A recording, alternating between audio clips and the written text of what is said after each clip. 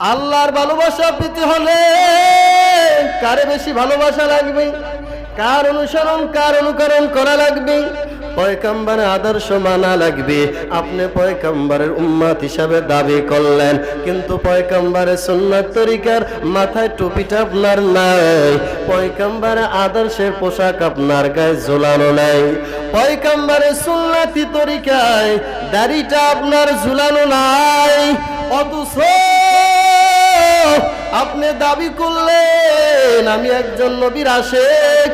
এই যে দাবি করলেন, এই দাবিটা আপনার মুখে করলেন, অন্তরে আপনি বসাতে পারেন নাই। এই দাবিটা আপনি ভালোবাসাটা দুনিয়ায় রইল, এটা আমার পয়গম্বরের কাছে গ্রহণযোগ্য নয়। ঠিক কিনা বলেন? তাহলে আল্লাহর ভালোবাসা পেতে হলে নবীর অনুসরণ করা লাগবে, নবীরে ভালোবাসা লাগবে, ভালোবাসার পরিচয় দেওয়া লাগবে। ঠিক কিনা বলেন?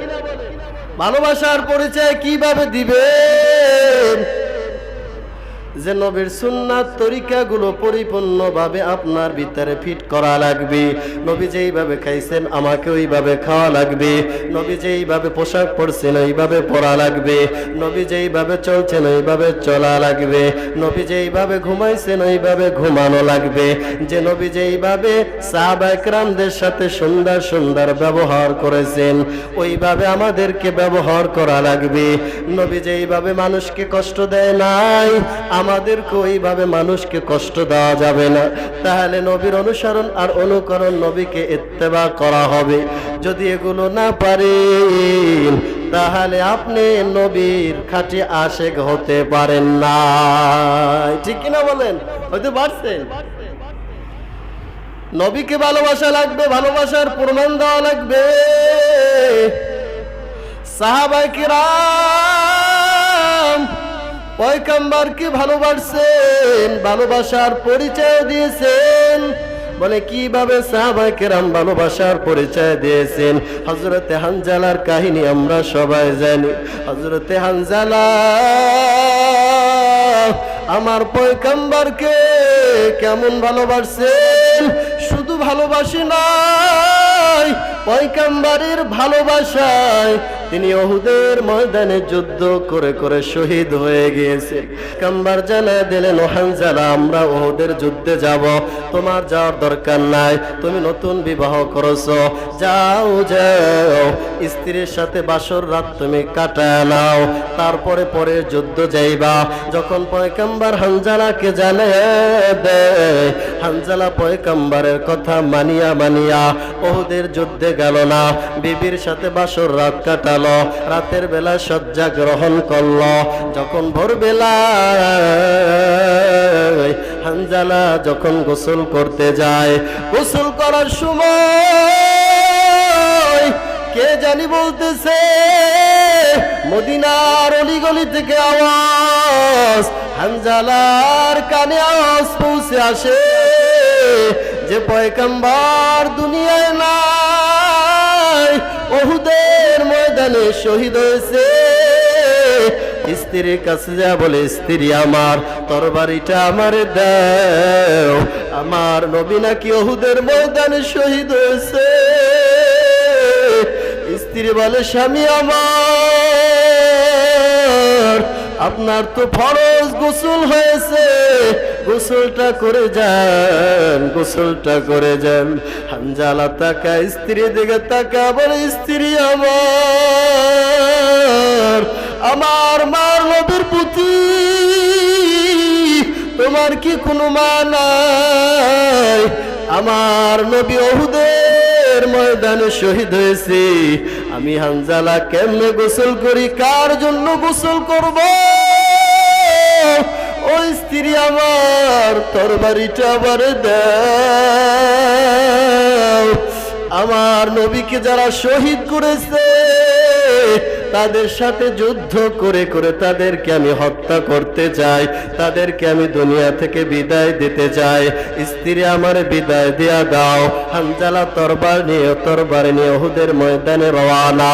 হানজালা উহুদের ময়দানে গিয়ে যুদ্ধ শুরু করে দেয়। যুদ্ধ করে করে করে করে হানজালার জীবনও চলে গেল। যখন যুদ্ধ শেষ হয়ে যায়, পয়গম্বর সাহাবায়ে কেরামদেরকে বললেন, ওদের ময়দানে কারা কারা শহীদ হয়েছে লাশগুলারে একত্রিত করে নাও, তারপরে তাদেরকে দাফন করে দাও। তাদেরকে গোসল করানোর দরকার নাই। কেন কেন তাদের কেন গোসল করাবা না? কিয়ামতের দিন, কিয়ামতের দিন আমার সাহাবায়ে কেরামদের কারো হাত নাই, কারো পা নাই। ওই দিন আল্লাহ বলবে, তোমাদের কেন হাত নাই, কেন পা নাই? কিয়ামতের দিন আমার সাহাবায়ে কেরাম বলবে, আমার সাহাবারা জানা দেবে, আমরা নবীর প্রেমে পাগল হইয়া দিনের জন্য আমরা জীবন দিয়েছি, পা দিয়েছি, হাত দিয়েছি। যাও যাও, শহীদের কোনো গোসল লাগবে না, হানজালার সাহাবীদেরকে তোমরা দাফন করে দাও। কে জানি আউলা ভেসে এক মহিলা আসি বলে, পয়গম্বর আপনার সাহাবীদের ভিতর থেকে হানজালারে গোসল ছাড়া দাফন দিবেন না। ও পয়গম্বর, আপনার সাহাবী হানজালার গোসল ফরজ হয়েছিল, হানজালা গোসল না করে করে তরবারি নিয়ে তিনি উহুদের ময়দানে রওনা হয়েছে। হানজালারকে গোসল ছাড়া দাফন করা যাবে না। পয়গম্বর সাহাবীদেরকে বললেন, যাও যাও, উহুদের ময়দানে হানজালার লাশটা খুঁজো, হানজালা কোথায় পড়ে আছে? যখন সাহাবায়ে কেরাম পুরা উহুদের ময়দানে হানজালার লাশটা খুঁজতে কোথাও পাওয়া যায় না, ওদিক থেকে আমার আল্লাহ জানা দেয়, জিবরাইলকে যাও, আমার পয়গম্বরকে জানা দেও, হানজালার গোসল দুনিয়ার কোনো পানিতে হইবে না, হানজালার গোসল হবে আসমানে হাউজে কাউসারের পানিতে। আল্লাহু আকবার কর।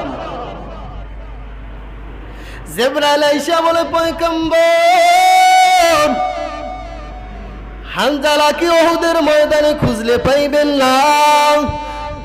সাহাবী হযরতে হানজালাকে ফেরেশতার মাধ্যমে আসমানের গোসলের ব্যবস্থা করেছে, হাউজে কাউসারের মাধ্যমে হানজালার গোসলের ব্যবস্থা হয়েছে। হানজালাকে দুনিয়ার পানিতে গোসল হবে না। অথচ আমরা নবীকে ভালোবাসি, ভালোবাসার পরিচয় দেই না। সাহাবায়ে কেরাম নবীরে ভালোবাসছেন, ভালোবাসার পরিচয় দিয়েছেন। সব সাহাবায়ে কেরামকে নবীকে মারাত্মক আকারে ভালোবাসছেন। আমরা যদি আল্লাহর ভালোবাসা পেতে চাই, এক নম্বরে নবীর অনুসরণ করা লাগবে। আল্লাহ পাক বললেন, ওয়াগফির লাকুম যুনুবাকুম, তারা আমার ভালোবাসা পাইবে আর আমি তাদেরকে মাফ করার ঘোষণা করে দিলাম। তারা যদি আমি আমার পয়গম্বরের অনুকরণ করতে পারে, অনুসরণ কিভাবে করবেন? তার আদর্শবান হওয়া লাগবে, তার সুন্নাত তরিকার উপরে জীবন যাপন করা লাগবে, সুন্নাত তরিকার উপর আপনাকে চলা লাগবে, সুন্নাত তরিকা অনুযায়ী আমল করা লাগবে। যদি পয়গম্বরের সুন্নাত তরিকা অনুযায়ী যদি আপনার জীবন যাপন না হয়, তাহলে আপনি নবীকে কখনো পরিপূর্ণভাবে ভালোবাসতে পারেন নাই। কান্দিয়াবে কোন রে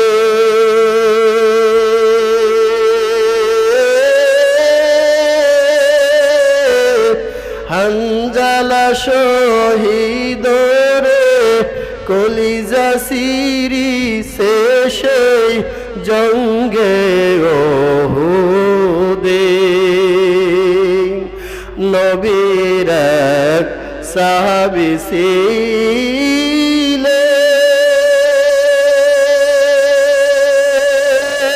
ছিলেন হানজালা নামেতে, তিনি শহীদ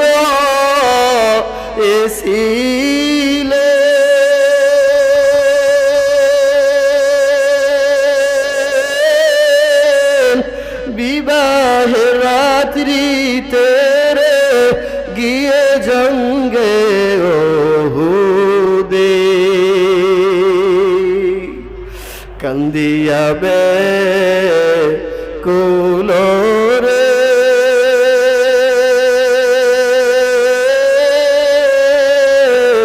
হানজালা শহীদ রে কলিজা সিরিছে রে সেই জঙ্গে ওহুদে। ঠিক কিনা বলেন? হানজালা রাসূলকে ভালোবাসেন, ভালোবাসার পরিচয় দিয়েছেন। সাহাবায়ে কেরাম যদি পয়গম্বরকে ভালোবাসতে পারেন, ভালোবাসার পরিচয় দিতে পারেন, তাহলে আমরা নবীকে মুখে ভালোবাসলে চলবে না, ভালোবাসার পরিচয় দেওয়া লাগবে। তাহলে না আমরা খাঁটি উম্মাত হতে পারবো, নবীর আশিক হতে পারবো। নবীকে অনুসরণ করতে হবে, নবীর আদর্শে আদর্শবান হওয়া লাগবে। ঠিক কিনা বলেন?